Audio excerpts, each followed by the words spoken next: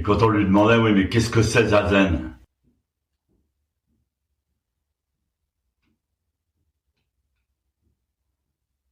Il disait, le Zazen, c'est la posture.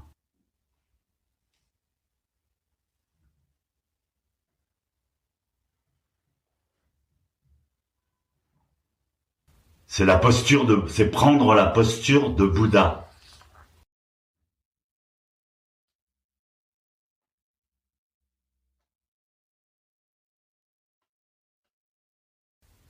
Donc le zen, c'est faire zazen, et zazen, c'est prendre la posture de Bouddha. Apprendre la posture de Bouddha, s'approprier sa propre posture de Bouddha. Chacun peut prendre la posture de Bouddha. Il y en a pour qui ça prend 5 minutes. Il y en a pour qui ça prend une vie entière. Et la posture de Bouddha est tout à fait réaliste et mécanique.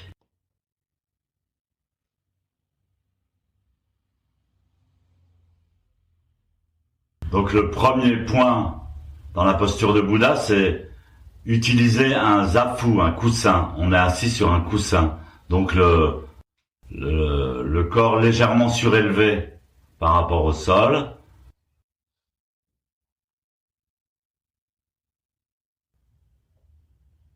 Deuxième point important, les genoux. Les genoux doivent être plantés dans le sol. C'est primordial, il faut planter ses genoux dans le sol.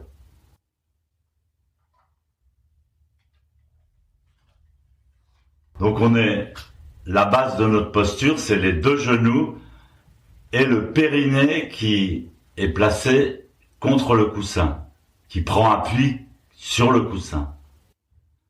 Comme un trépied, les 2 genoux, le périnée, nous maintiennent en équilibre comme un trépied, comme une pyramide.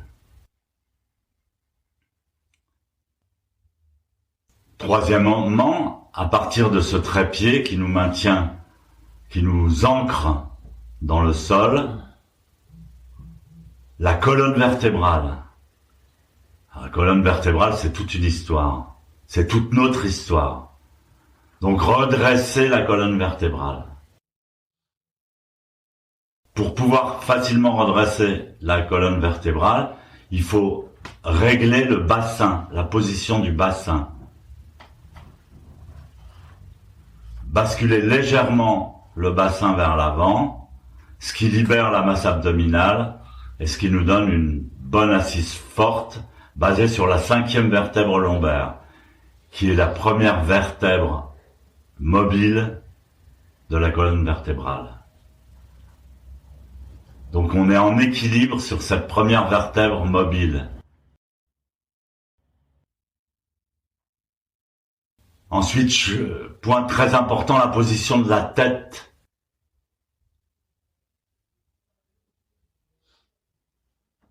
Et donc du cerveau. Parce que la tête, entre les 2 oreilles, il y a un espace qui sert à quelque chose, c'est le cerveau. Donc la position de la tête aussi, il faut l'intégrer. On dit tout le temps, rentrer le menton. On ne doit pas avoir le menton en avant, la tête qui part en avant, on rentre le menton. On tend, on étire la nuque. On pousse le ciel avec la tête, avec le sommet du crâne. Tout ça, c'est des indications. Cette position de la tête crée un équilibre entre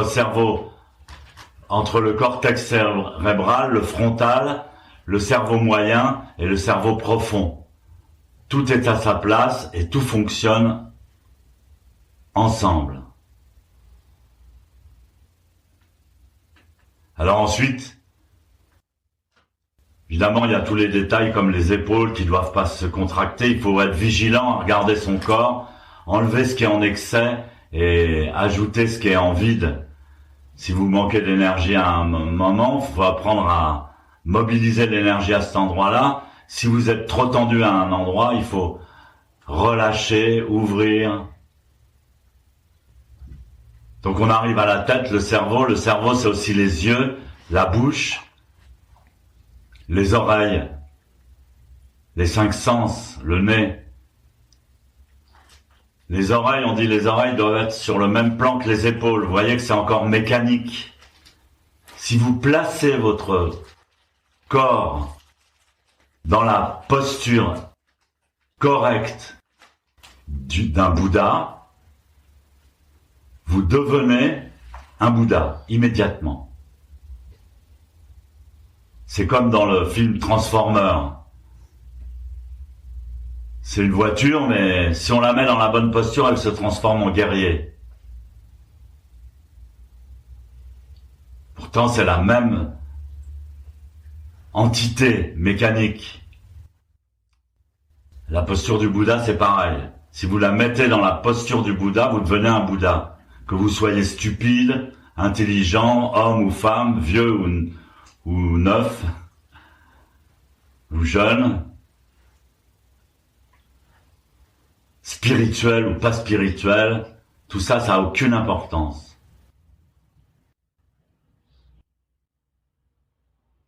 Donc j'ai parlé des oreilles, le nez et le nombril dans sur une même ligne.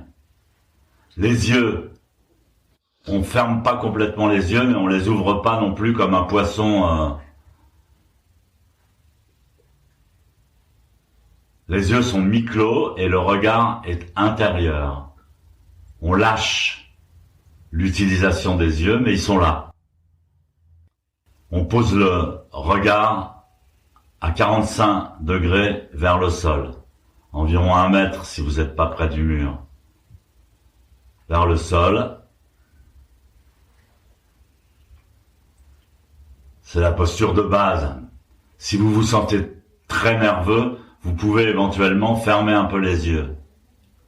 Mais la posture de base, c'est les yeux mi-clos. Donc on a la perception de tout ce qui nous entoure, mais on touche pas, on regarde pas. Le dernier élément qui vient, c'est quand même le petit souffle magique. J'ai parlé de mécanique, mais pour bouger, la mécanique a besoin d'une énergie, d'un souffle magique, et c'est la respiration. Une fois que vous êtes dans la posture correcte, eh bien vous respirez. Vous n'êtes pas un objet, vous êtes une entité vivante, et vous respirez, vous échangez, parce que vous faites partie de quelque chose de plus grand que vous-même. Donc vous échangez comme vous avez toujours fait, en vous nourrissant de l'inspiration et en exhalant votre expiration. La respiration, c'est un échange énergétique parce que si on arrête de respirer, on ne peut pas vivre. Donc vital. Mais c'est aussi un échange de plein de choses, d'énergie, d'informations et un phénomène équilibrant dans la relation entre nos organes internes, notre circulation du sang, notre circulation énergétique. Et on va devenir intime avec cette respiration. Donc c'est pas la peine d'avoir conscience que vous êtes devenu un Bouddha. On s'en fout, mais plus vous avancerez dans la pratique, plus vous intégrerez cette chose qu'est de rentrer dans la dimension des Bouddhas. Uniquement par la position de votre corps, par la position de votre cerveau. Vous remarquerez qu'un seul geste peut exprimer beaucoup. Si vous regardez par exemple la posture du penseur de Rodin, qui pose son menton sur son poing et son poing sur son genou et qui pense. Si vous la comparez à une posture de Bouddha, vous voyez totalement la différence. La différence, c'est seulement ça, la posture.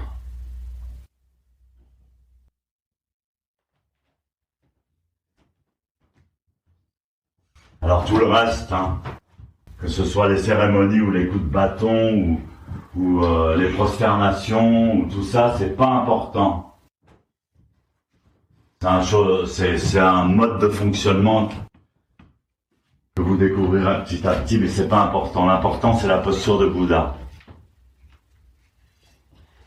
C'est votre Bouddha.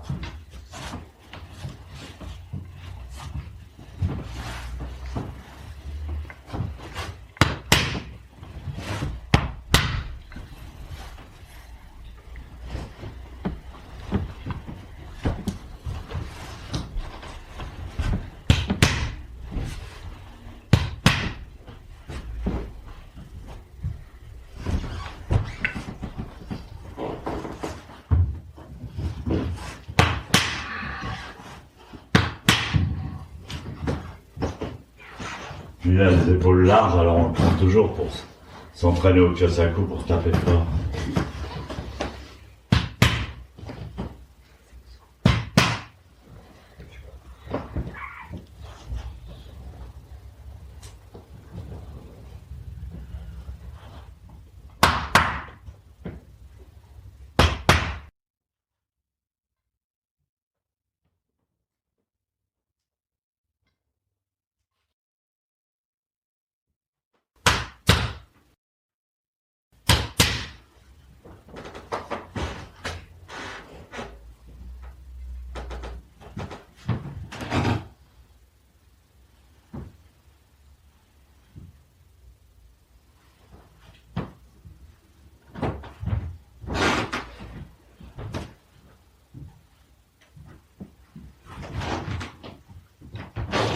Évidemment, il y en a certains qui ont une très bonne posture. C'est important de poser bien les mains sur les cuisses ou sinon vous prenez un petit tissu ou un coussin pour que vous reposiez vos mains contre quelque chose, que vous ne soyez pas obligé de faire un effort pour les maintenir.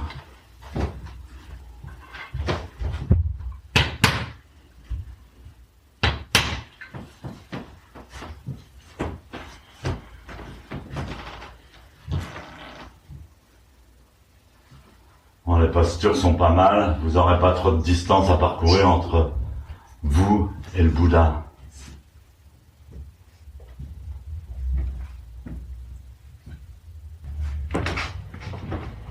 Allez, poussez la terre avec les genoux, poussez le ciel avec la tête. Maintenez la tête bien droite, la nuque étirée. Tout ça, c'est hyper important. Quand vous serez habitué, vous pourrez sentir même votre cerveau. Quelles sont les zones de votre cerveau qui fonctionnent trop, qui sont tendues, ou tout ça. Le cerveau, c'est très important. Vous avez une machine extraordinaire entre les deux oreilles. Il faut la placer correctement et la différence se fait seulement là, sur ce détail de posture. C'est très très très simple, le zazen.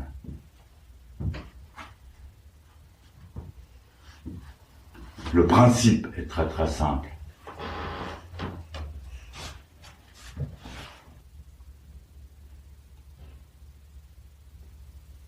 C'est important, pousser la terre avec les genoux, basculer le bassin vers l'avant, tendez la nuque, ne laissez pas tomber la tête en avant.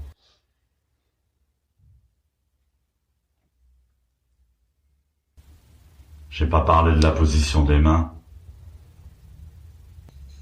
Hokkaijoin, le mudra universel. En même temps qu'on prend la posture, on découvre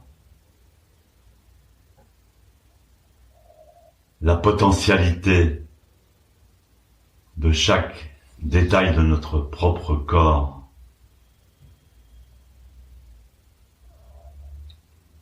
Spécialement les mains. Qu'est-ce qu'on fait avec ces mains? La main gauche est placée dans la main droite.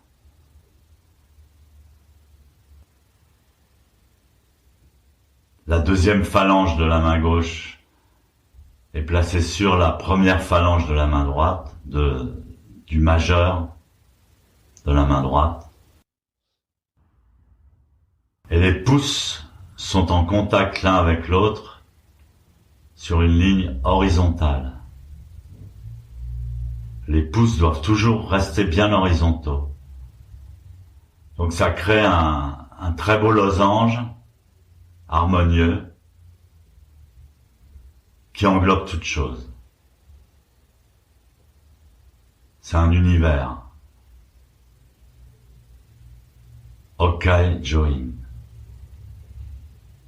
Mudra universelle. C'est très important aussi quand vous allez devenir, si vous pratiquez le zazen, de plus en plus intime. Et vraiment, c'est le mot intime avec votre propre corps comme vous ne l'avez jamais été. Alors donc, plus vous serez intime, plus vous serez délicat. On apprend la délicatesse des sensations, du toucher, de l'énergie. Et donc là, le contact entre les pouces est très important. C'est juste contact, c'est pas pressé comme une bête l'un contre l'autre. Les pouces ne doivent former ni montagne en s'élevant vers le haut, ni vallée en tombant vers le bas. Et vous sentez la chaleur, et spécialement dans la main gauche, dans la paume des mains. Pour ce qui est des jambes, c'est la grande hantise de tout le monde, les jambes, les genoux, ça fait mal.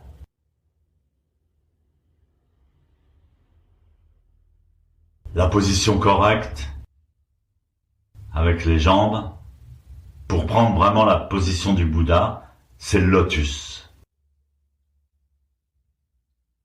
Donc si vous êtes débutant, soyez patient. On commence par un quart de lotus, c'est-à-dire qu'on va mettre un quart de demi-lotus. On va mettre une jambe, une cheville sur la cheville gauche, par exemple sur la cheville droite, ou la cheville droite sur la cheville gauche. C'est déjà pas mal et c'est déjà important d'avoir les genoux en contact, comme je l'ai dit, avec le sol. Et de pouvoir régler la position du bassin par rapport aux jambes. Je vous l'ai dit, c'est la posture humaine, c'est une mécanique de haute précision. Si vous pouvez faire le demi-lotus, le demi-lotus, ouais, c'est-à-dire vous mettez le pied droit sur la cuisse gauche, sur la cuisse, le plus proche de l'aine possible. Et vous avez tendance à rapprocher les genoux l'un de l'autre. Donc ça s'appelle le demi-lotus. C'est déjà un petit peu plus difficile. On a toujours une jambe plus facile que l'autre, hein. Et puis on va découvrir au fur et à mesure à quel point on est mal foutu.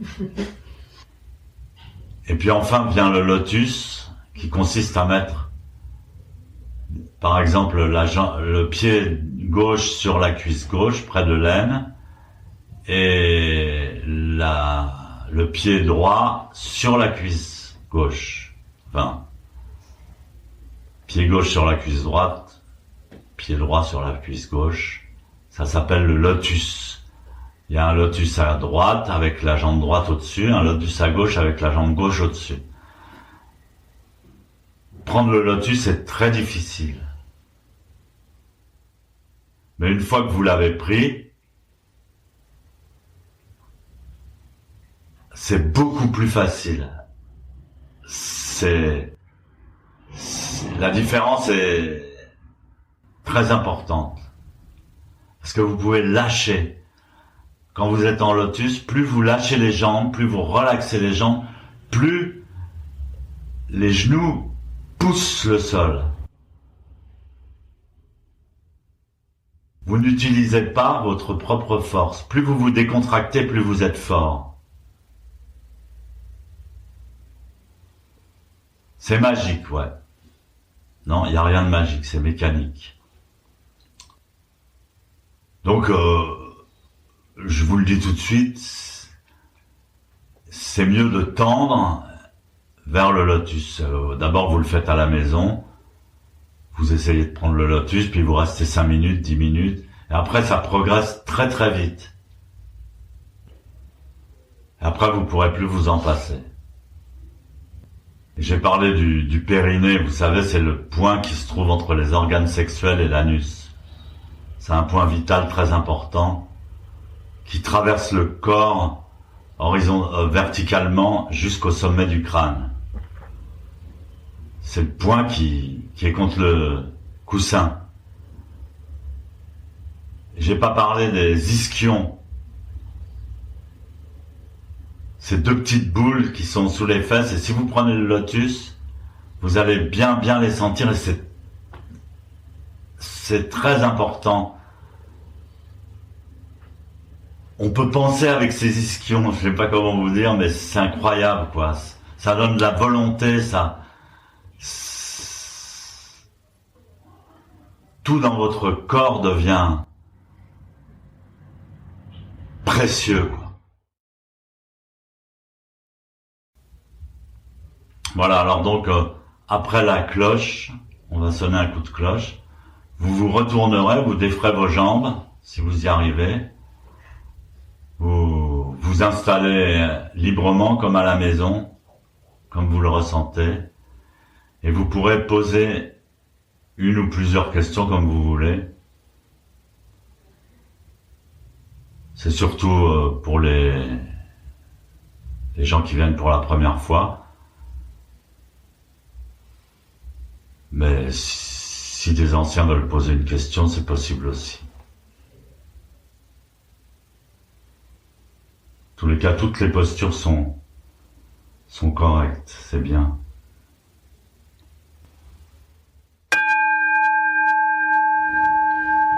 Voilà, vous vous balancez de droite à gauche, vous défaites vos jambes tranquillement.